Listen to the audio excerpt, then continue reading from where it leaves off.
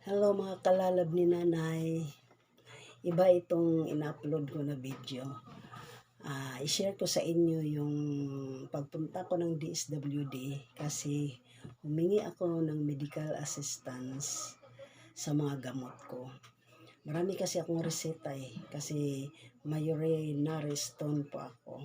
Kaya try ako magpunta sa DSWD at yun nga. Nagbigyan nga tayo. Kaya i-share ko sa inyo kung paano kasi tuwang-tuwa talaga ako sa tulong ng DSWD. Kaya mga kalalab, ito i-share ko sa inyo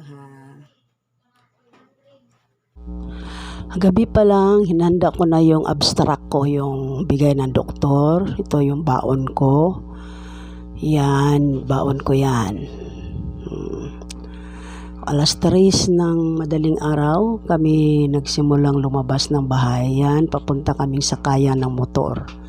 Yung sa motor, pagsakaya namin, hindi ko na nakuha ng video kasi madilim pa Palabas na kami niya ng Eskinita mula bahay.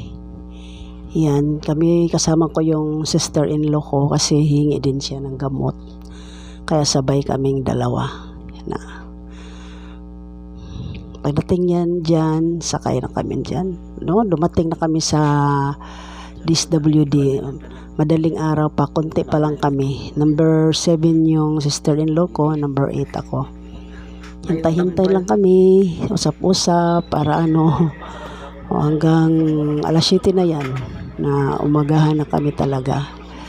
Nagutom kami, kaya pumunta kami ng karinderya dyan sa unahan. Kumain kami yan.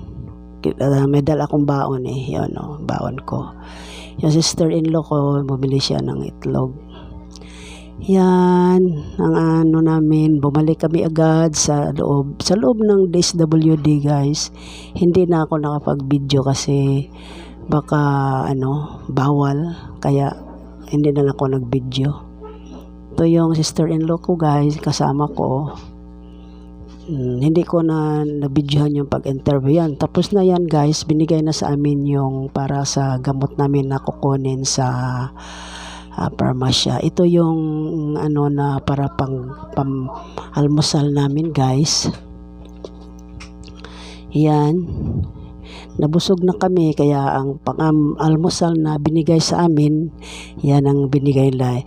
Dinala na lang namin pa uwi. Yan. Isang saging at saka yan.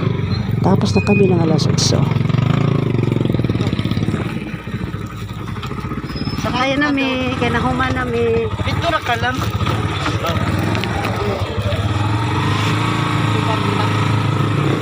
Bye DSWD.